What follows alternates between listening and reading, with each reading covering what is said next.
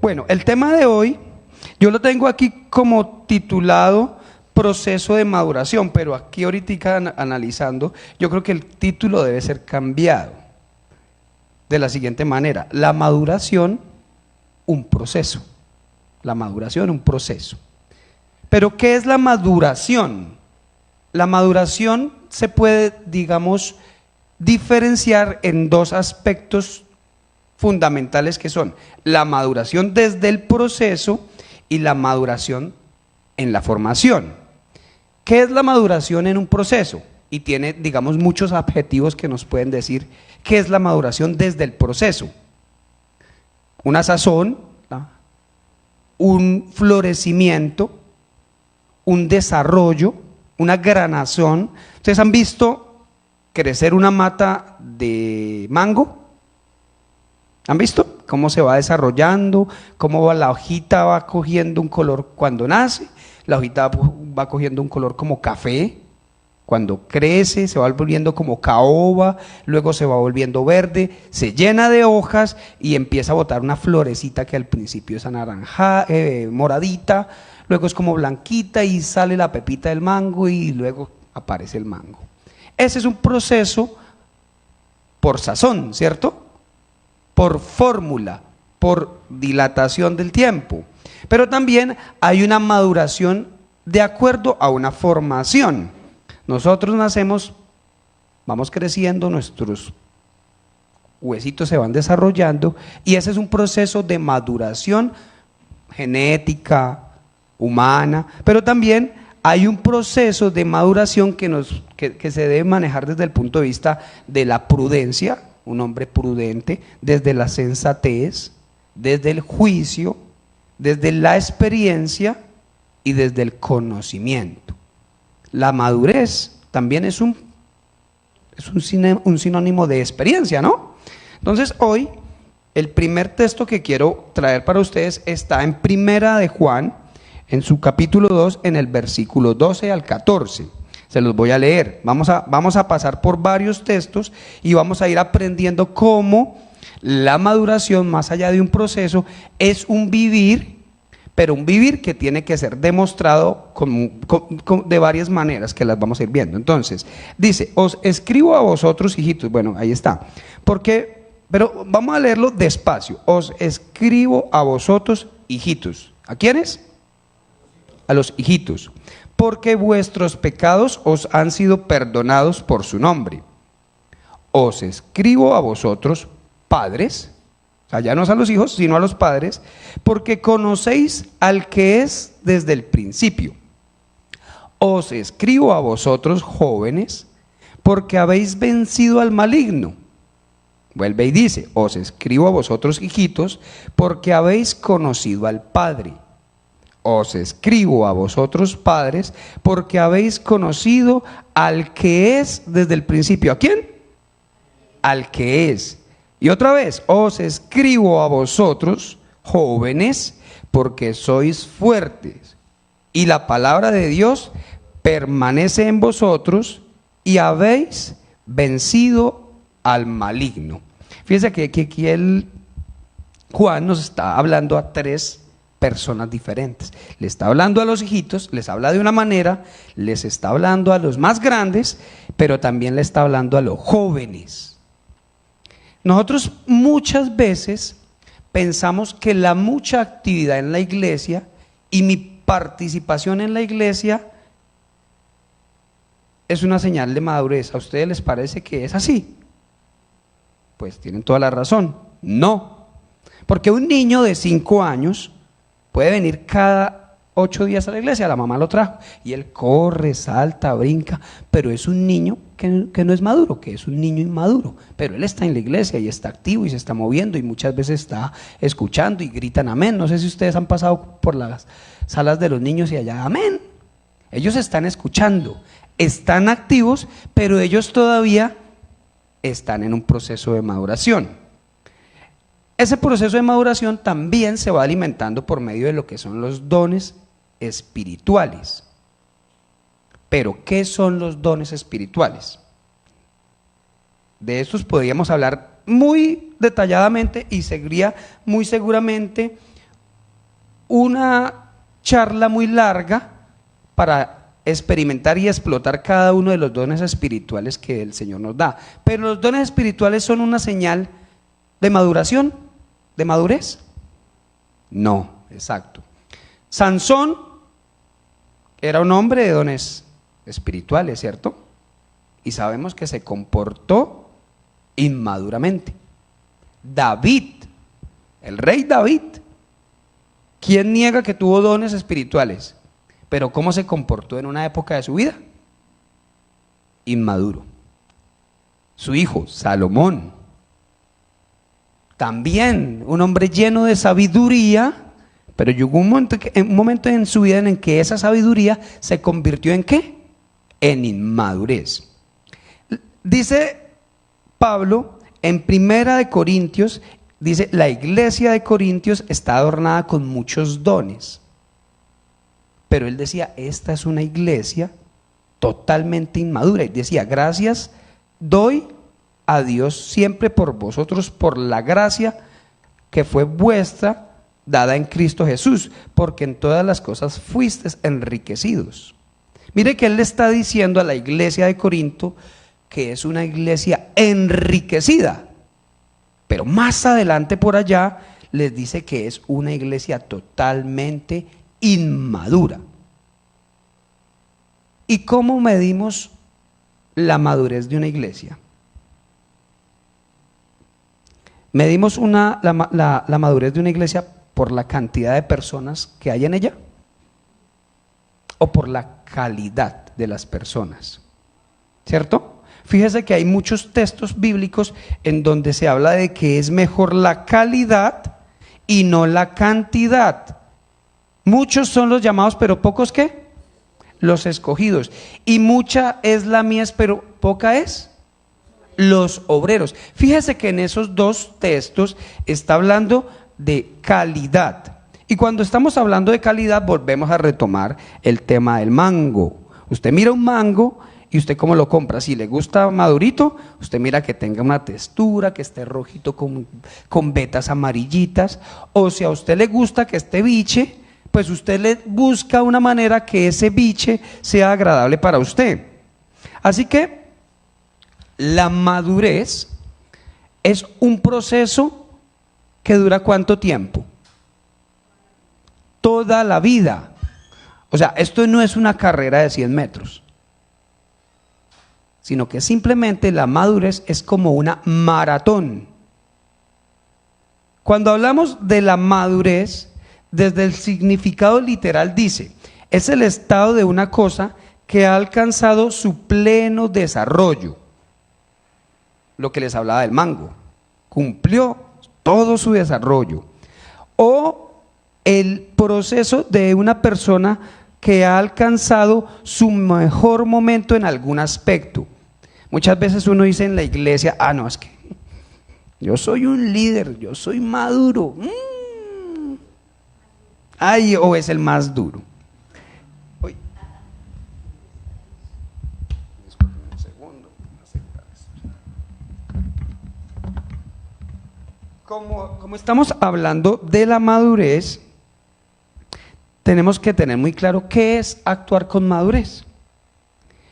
Y actuar con madurez no es básicamente que comprender que nosotros somos los protagonistas de nuestra propia vida y que el Señor en esa vida nos dio unas libertades y nos dio la libertad de tomar decisiones, y esas decisiones producen un efecto en nuestras vidas.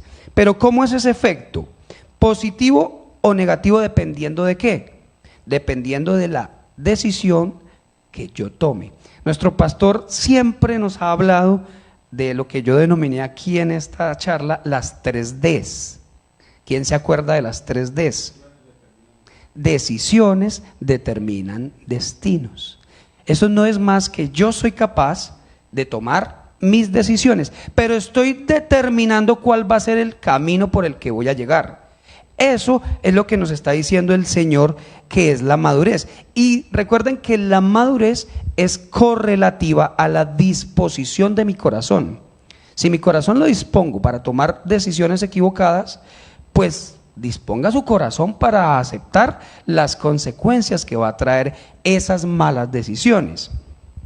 La esencia de la madurez espiritual es ser eficaces y fructíferos. Ahorita que estábamos reunidos con el pastor, yo decía, uy, el pastor me leyó. Pues resulta que no me leyó, simplemente es una simple coincidencia, pero ser fructíferos en ese conocimiento del Señor. Y la madurez cristiana requiere un reordenamiento total. ¿Un reordenamiento qué? No a medias, de las prioridades que tenemos en nuestras vidas. Así que, ¿qué nos pide una prioridad? Que yo ponga algo por encima de otra cosa. Y esas prioridades nos va a obligar a que nosotros aprendamos a no complacernos a nosotros mismos, sino complacer primero al Señor y a vivir de acuerdo a lo que Él nos ordena en sus mandatos. Así que cuando yo entiendo que la prioridad del Señor es que mi madurez sea coherente y perseverante con hacer aquellas cosas que Él nos está pidiendo, ahí estoy aprendiendo a tener madurez. Entonces aquí viene una pregunta para cada uno de ustedes. ¿Estamos viviendo nuestra vida con madurez, con la madurez que el Señor quiere que tengamos? No nos la vamos a responder, simplemente lo vamos a guardar para nuestra reflexión. La madurez espiritual se logra de una manera facilita, que es vivir cada día pareciéndonos más a Jesús. Facilito, ¿cierto? Vivir cada día pareciéndonos más a Jesús. Cuando yo estaba escribiendo eso, y lo coloqué aquí grandote. No, pues facilito. Bendito. Después de que cada cristiano, cada persona acepta al Señor en su corazón, comienza un proceso de crecimiento, o debería comenzar un proceso de crecimiento, que tiene una intención con un propósito final, y que es ser maduros espiritualmente cada día ir avanzando en esa madurez. En Filipenses, en el capítulo 3, versículo 12 al 14, dice: no que lo haya alcanzado ya, ni que ya sea perfecto, sino que prosigo por ver si logro hacer aquello por lo cual fui también asido por Cristo Jesús. Hermanos, yo mismo no pretendo haberlo alcanzado. ¿Haber alcanzado qué? La madurez. Pero una cosa hago, olvidando ciertamente lo que queda atrás y extendiéndome a lo que está adelante. Prosigo a la meta, al premio del supremo llamamiento de Dios en Cristo Jesús. Amén. Miren que le está diciendo: me estoy desapegando de lo que era mi vida atrás, pero me estoy enfocando en ese proceso de maduración, mirando hacia adelante. Uno puede ser creyente con una visible vida espiritual, pero todavía puede ser totalmente inmaduro. Y aquí coloqué la situación particular por la que estamos pasando ahorita en mi casa. No es una situación crítica, simplemente por efectos de mi trabajo me tengo que distanciar 2 o hasta 3 semanas. Y les voy a confesar, para mí ha sido supremamente duro. Y yo me cuestionaba delante del Señor: yo sí todavía estoy maduro para distanciarme de mi casa. Señor, tú me trajiste a Cali, me diste lo que me diste, pero ¿por qué estoy sintiendo esto en mi corazón? Construyendo esta palabra, entendí que soy maduro, que todavía estoy en ese proceso, que yo creía, no, pues ya estoy listo. Pues resulta que no. Tener que distanciarme de mi casa por efectos de mi trabajo ha reflejado en mí que todavía no he alcanzado a hacer el manguito rojito, sino que apenas estoy medio siendo la hoja cafecita que les di al principio. El reto de la madurez más anhelada de todo creyente es lo que les dije ahorita, parecernos cada día más al Señor Jesús. Pero ¿cómo medir esa madurez? ¿Cómo la medimos en nuestras vidas? Cuando llegan los problemas, cuando llega el reto, cuando llega la zancadilla que siempre el maligno nos quiere poner, ahí es cuando nosotros nos damos cuenta en qué nivel de madurez está. Cuando nos llega la prueba, cuando nos llega el reto, es cuando nos damos cuenta en qué nivel estamos. Yo alguna vez le escuché a la gente criticando a Nairo Quintana hace unos años, al ciclista, porque no llegó o no cumplió la meta, no sé si era un Tour de Francia o una Vuelta a España, y todo el mundo en las redes sociales hablaban, no, es que no pudo. Yo pensaba, uno se monta en la cicla 20 minutos para ir a 3 cuadras y se cansa. Este hombre se monta 300 kilómetros, termina la prueba, llega de sexto y la gente tiene la osadía de criticarlo.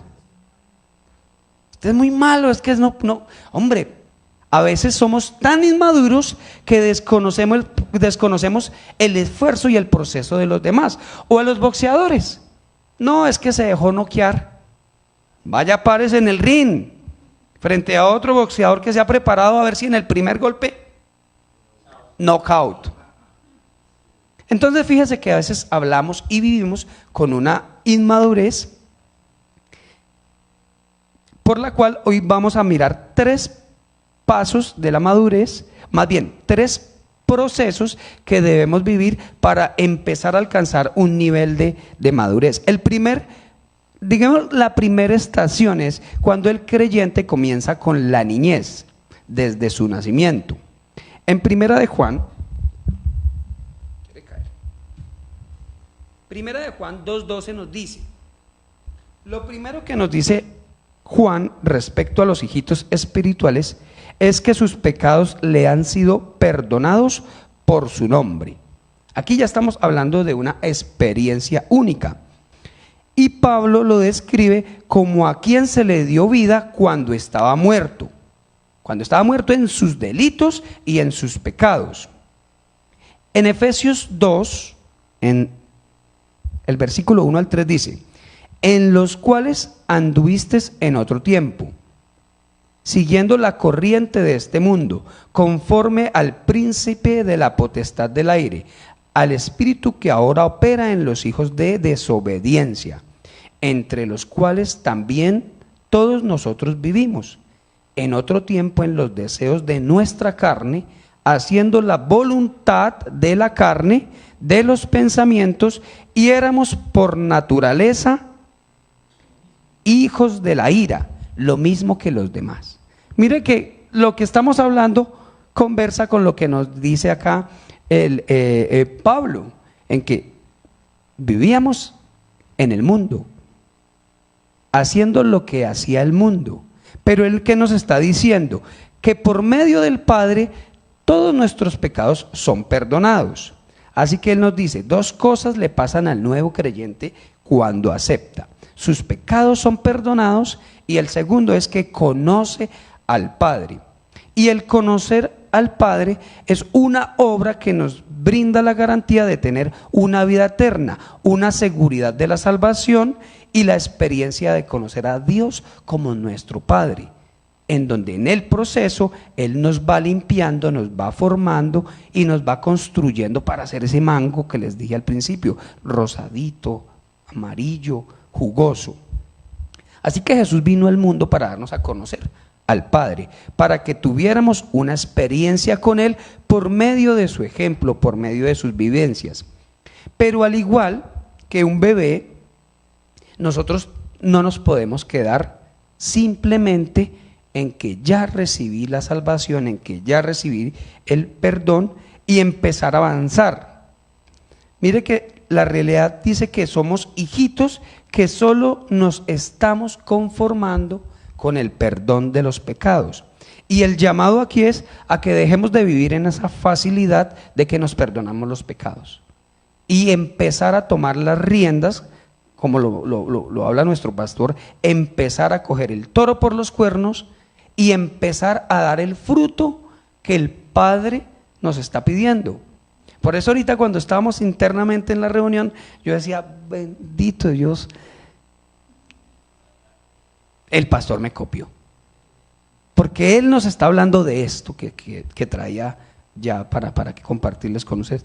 A que nosotros no seamos niños egoístas, a que nosotros vivamos en nuestra realidad.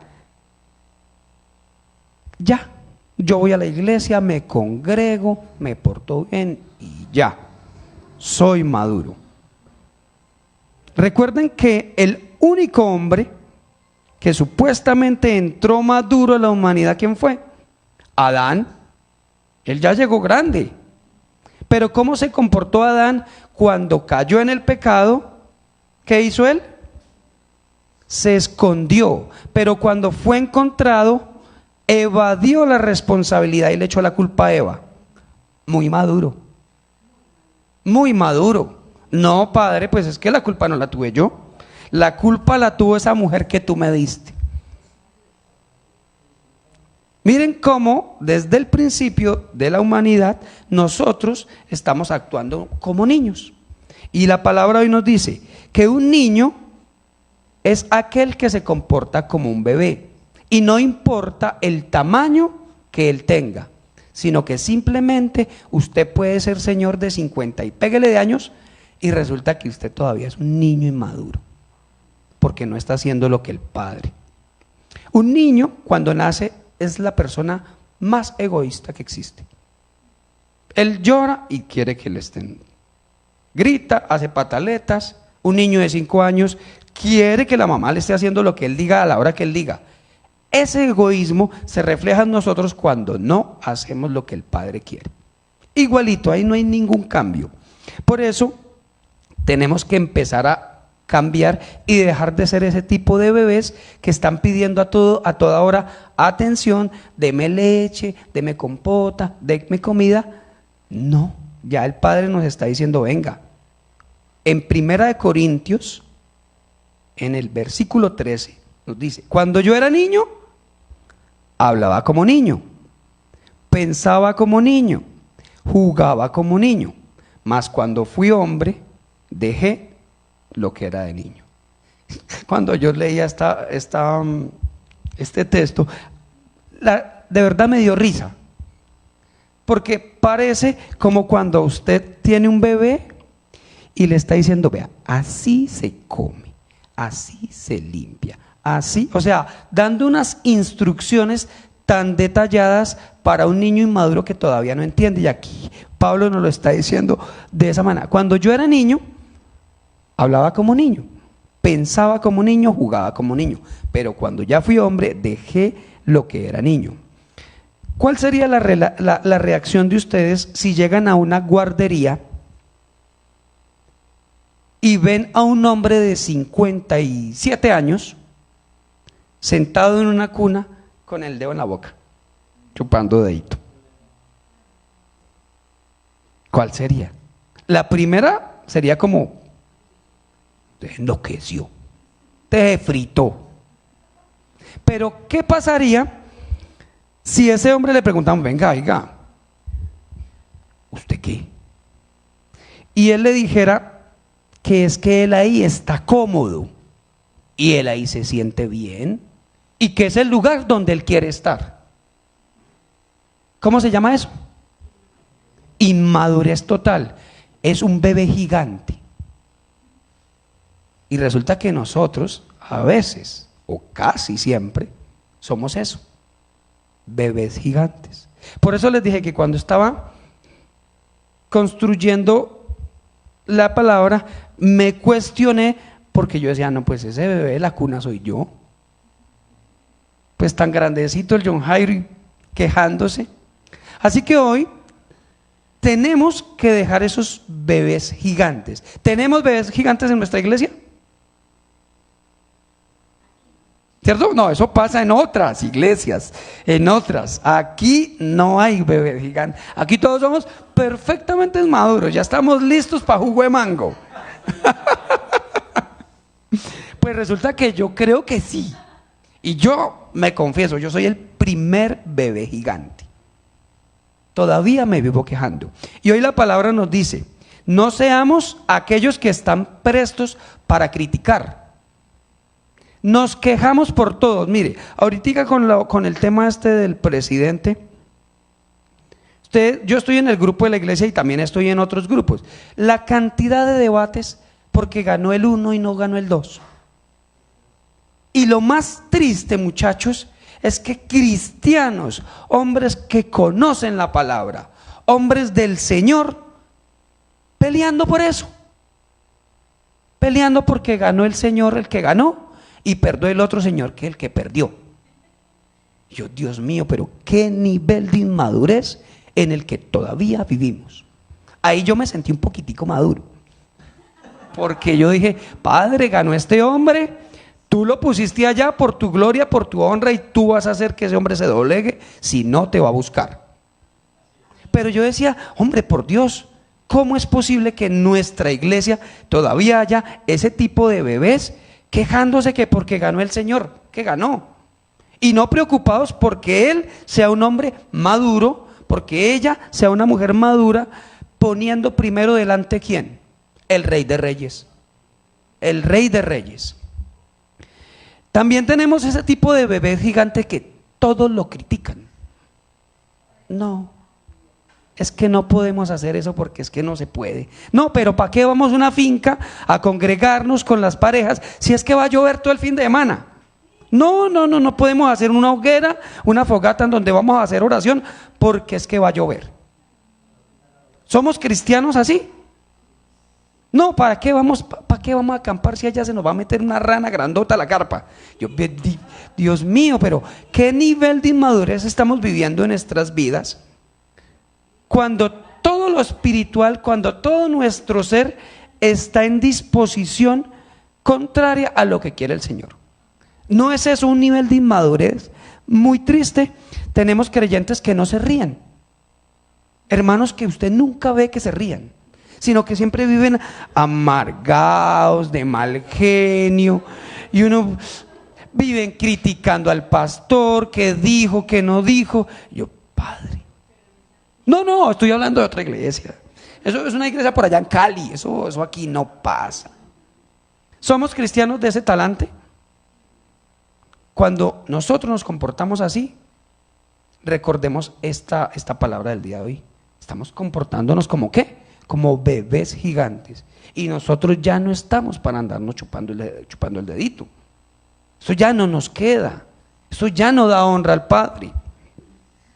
Les decía ahorita que Pablo llamó a la iglesia de Corintios como cristianos carnales necesitados de leche con una total falta de madurez.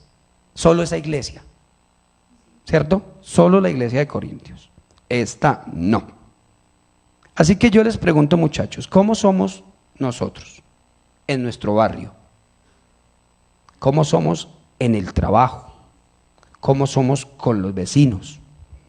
¿Somos esos vecinos criticadores, murmuradores, deshonestos, negativos?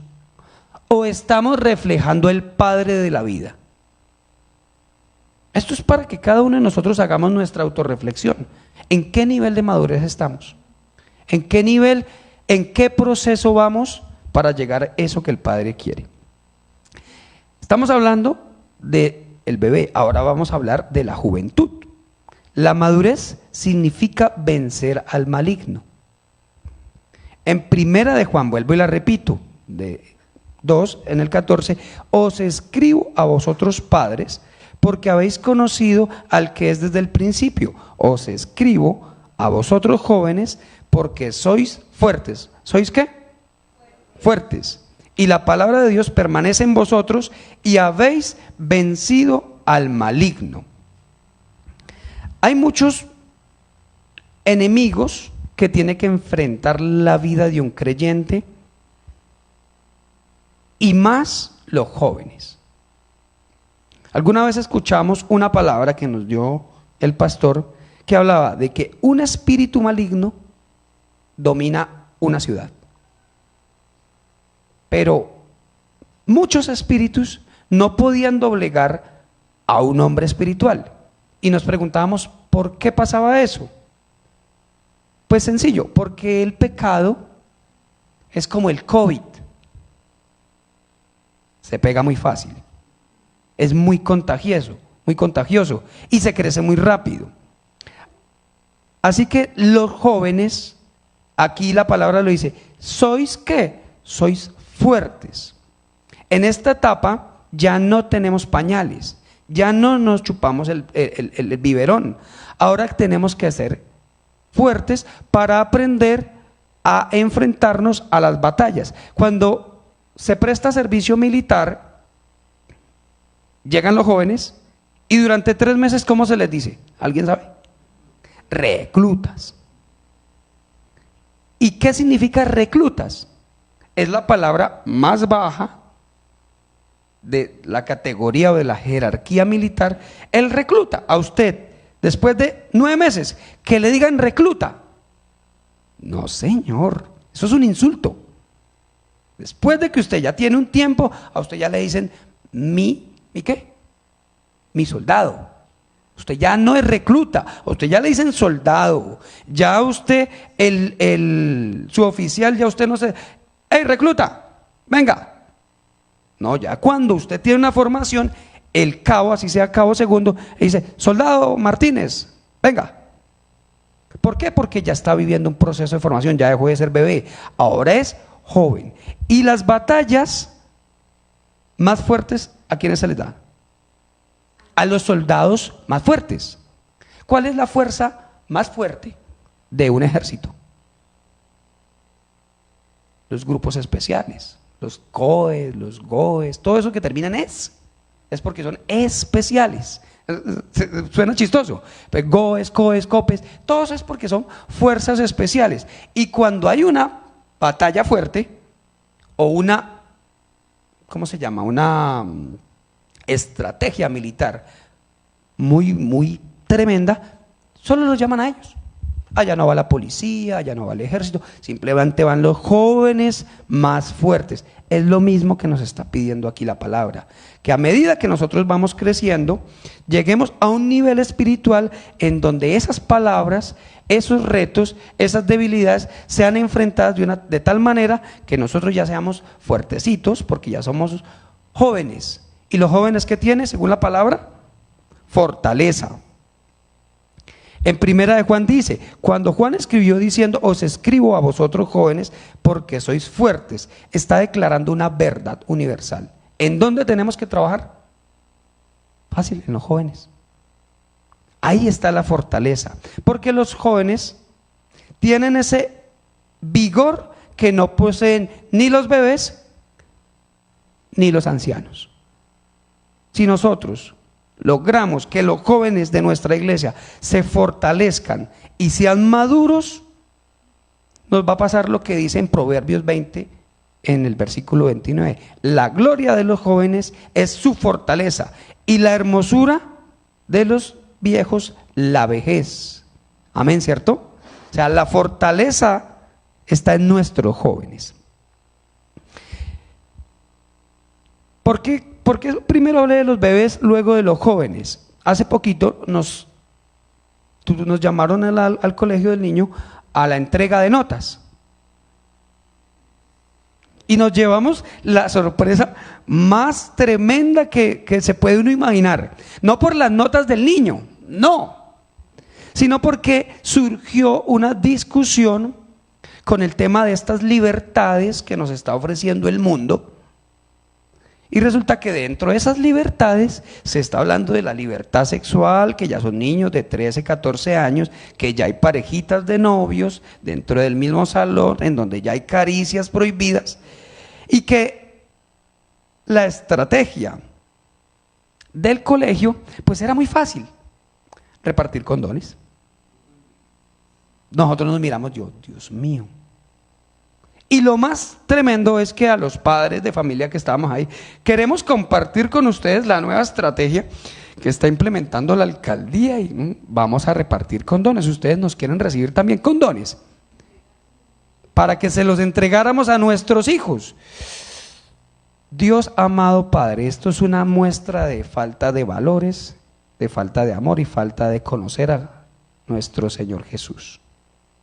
Así que, ¿en dónde tenemos que trabajar?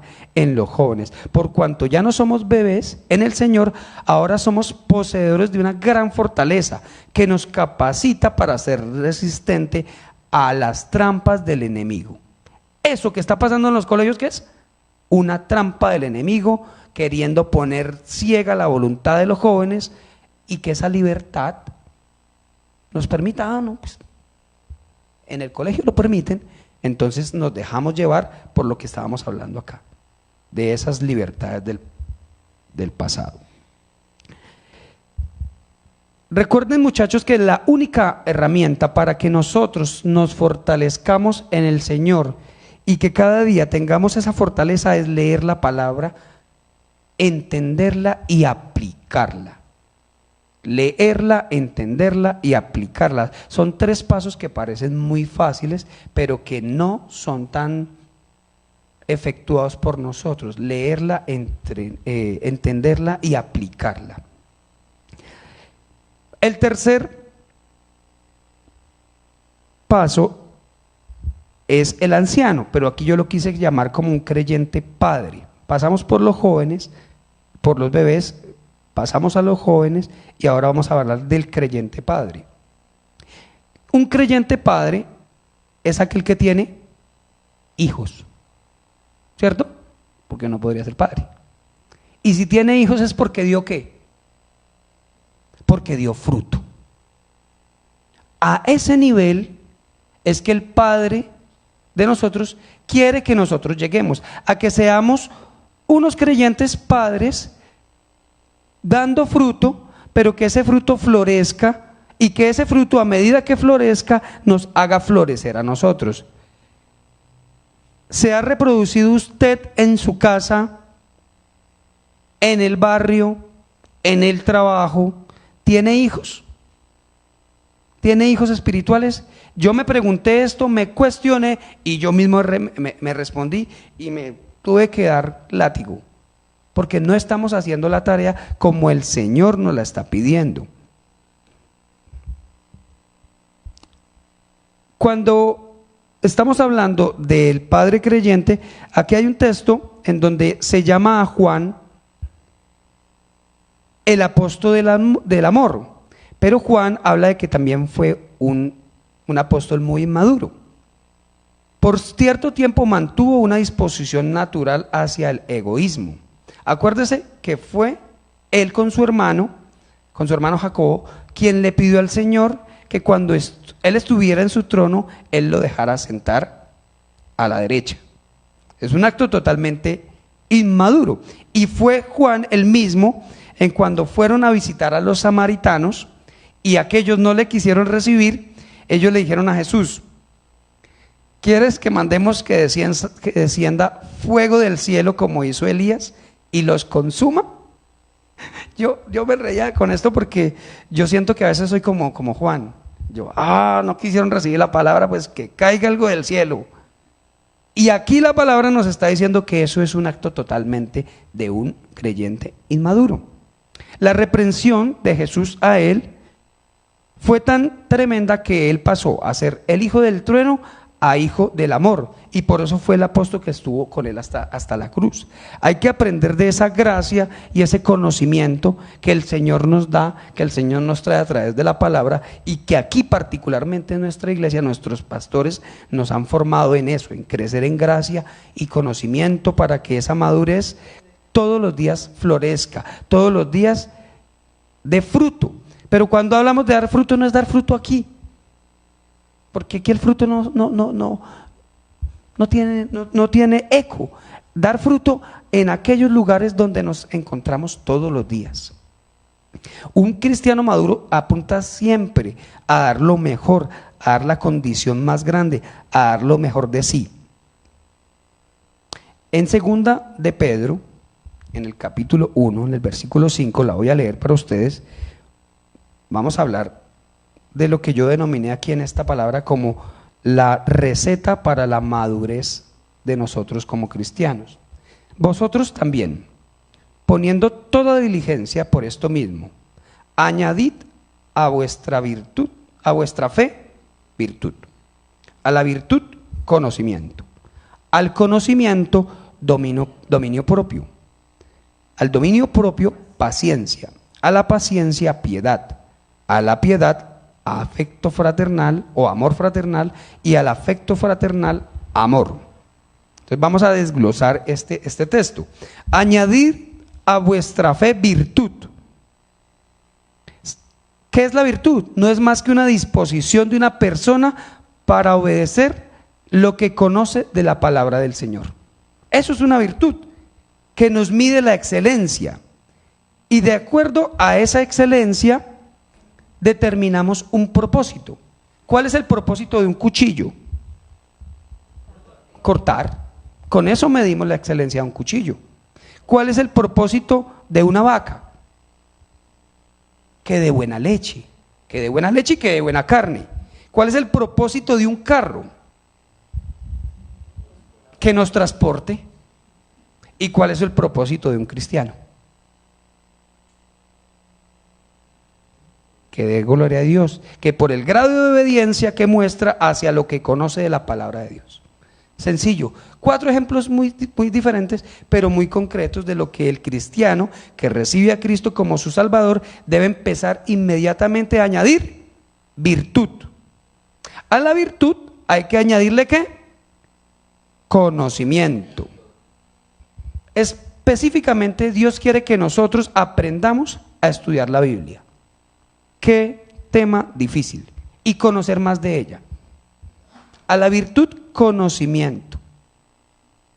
A Dios no le gusta la gente ignorante.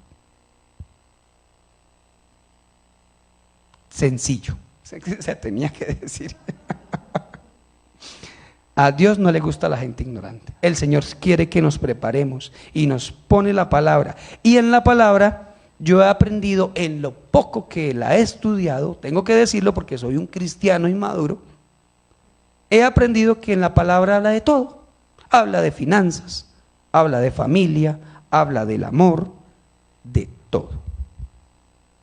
Al conocimiento, ¿qué le debemos poner? Dominio propio. Y el dominio propio no es más que la capacidad de un cristiano para controlar cada una de las áreas de su vida y dominar cada impulso, cada deseo, y que estemos en pleno control de todas nuestras acciones. El dominio propio, yo estoy seguro que es el dominio propio que menos propio es en nuestras vidas. ¿Sí me hice entender? Lo que menos propio dominamos. Es muy confrontante que el dominio propio es el menos propio que yo domino, porque todavía nos dejamos gobernar por nuestros deseos, por nuestros mal genios, porque el Señor se me atravesó en la calle y uno le dice, ¡y! Padre, perdóname. O porque en el trabajo el jefe es muy regañón y dice, Padre, perdóname. El dominio propio quiere que nosotros aprendamos a gobernar eso. Si mi carne quiere comer mucho, yo me detengo. Si yo quiero una cerveza, me contengo. Si yo quiero ver pornografía, me contengo. Si me quiero robar algo, me contengo. No me arrepiento, ¿no? Así que el dominio propio es eso. El dominio propio no es más que una capacidad que viene del Señor. Al dominio propio, ¿qué hay que ponerle? Paciencia. Paciencia. Ay, Dios mío, qué impaciencia. La paciencia viene de una palabra griega que suena, yo no sé si se diga así, la voy a leer textualmente como la encontré, upomone. Es el significado de paciencia. Y significa la capacidad de permanecer debajo de algo pesado. Yo me imaginaba esto a un pesista. El tipo tiene que agacharse, coger y tiene que aguantar ¿cuántos segundos en la competición olímpica?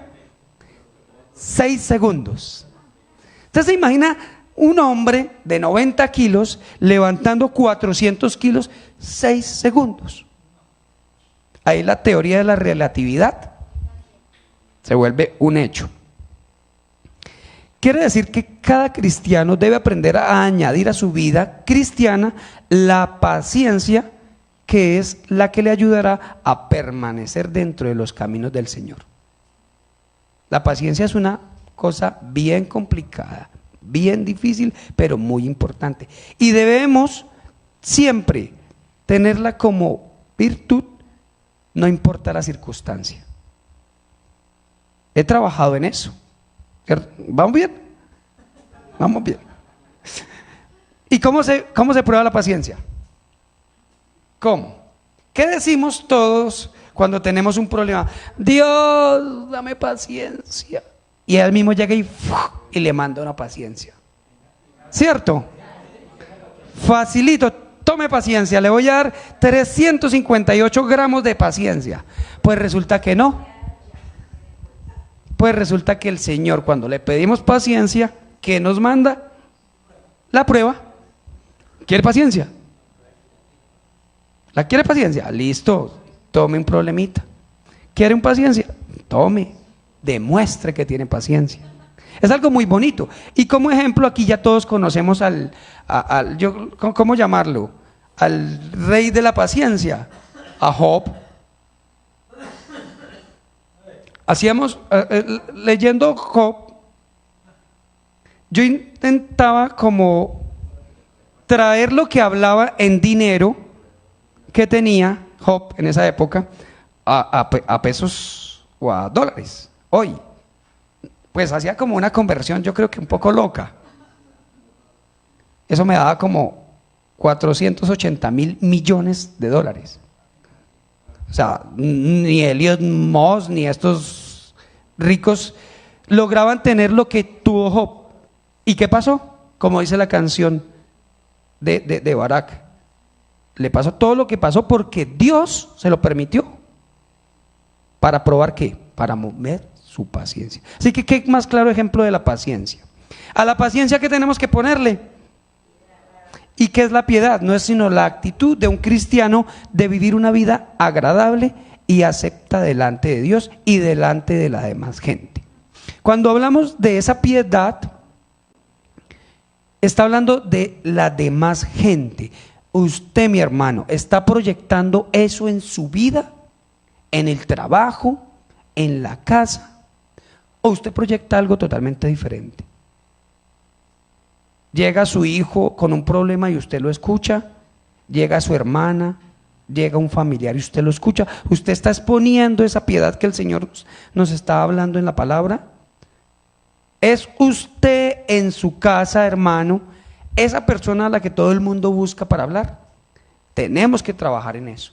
Tenemos que ser esa fuente y esa actitud de mostrar misericordia hacia la persona que no lo merezca, hacia la persona que por pura piedad necesita de nuestra misericordia.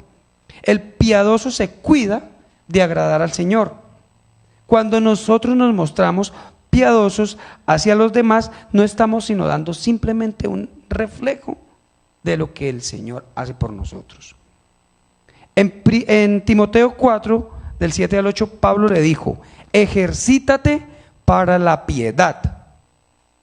Ejercítate para la piedad. La piedad debemos practicarla de manera que se pueda manifestar por sí sola en nuestra vida. Por sí sola, o sea, no requiere preparación, sino simplemente una disposición. A la piedad, ¿qué hay que ponerle? Afecto fraternal. Y el afecto fraternal es el amor que debe practicarse con las personas de solo de nuestra misma fe, ¿cierto? ¿Cierto que no? Con todo el mundo. En este tiempo y en estas coyunturas y en esta vida que vivimos, la palabra lo dice que a nosotros nos van a buscar y no nos van a querer por hablar de Él. Y eso se está presentando. Miren que todo lo que está pasando en nuestro mundo indica que las familias ya no vamos a ser hombre y mujer. Y nos van a rechazar, y nos van a cuestionar, y nos van a poner en tela de juicio porque la familia va a ser otra cosa. Pero ¿qué nos pide la palabra? Que tengamos ¿qué? Afecto fraternal. Es amar a los demás hermanos como Cristo nos amó a nosotros. Eso es tan bonito y tan fácil, pero es un mandato.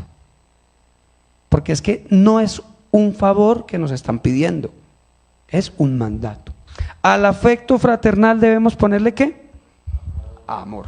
Y el amor es la característica principal que el cristiano debe aprender en su vida. ¿Debe qué? Aprender. O sea que es un proceso formativo. Es algo que no llegó, ¡prum!, aprendió a amar. No, es un caminar, es un sentimiento de empatía hacia la demás gente. Un sentimiento de amor sin importar si lo merezcan o no. Me toca querer a Carlos Vieco, cosa difícil.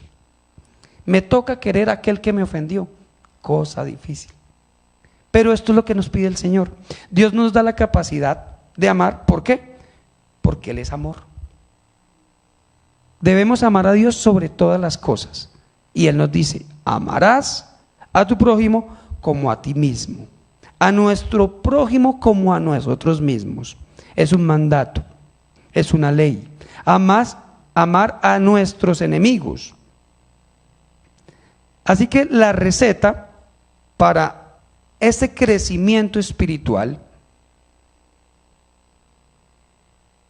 que nos permita llegar a la madurez se sintetiza en este último texto que estudiamos por pedacitos. A la virtud añadirle conocimiento. Ya hablamos qué es cada uno. Al conocimiento, dominio propio. Al dominio propio, paciencia. A la paciencia, piedad. A la piedad, amor fraternal. Y al amor fraternal, amor. Empecé la charla de hoy hablando de que la maduración era ¿qué? Un proceso. Y les hablé de la matica de mango. Se siembra, cambia de color, cambia de fruto, cambia de expresión de la rama y al final bota un fruto, que el fruto, cuando nace, también tiene un proceso. Y aquí la palabra nos está hablando de que esa madurez espiritual también es lo mismo.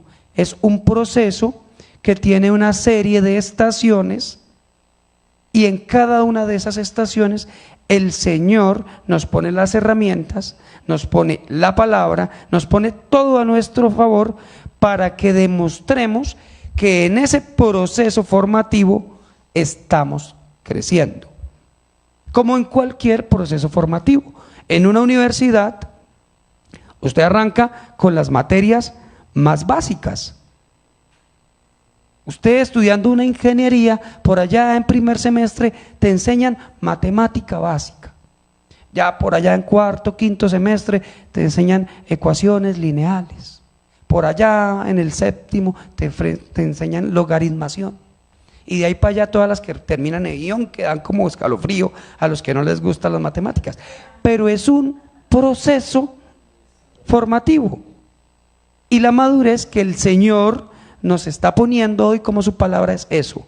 Hijos, aprendan que la madurez es una formación, es un proceso, pero que en cada proceso vamos a ir teniendo una situación que nos va a demostrar que somos capaces de seguir avanzando, como en el colegio. Nos ponen pruebas, quiz, test, demuestre que sabe, de que puede avanzar un poquito, de que es capaz con el siguiente tema.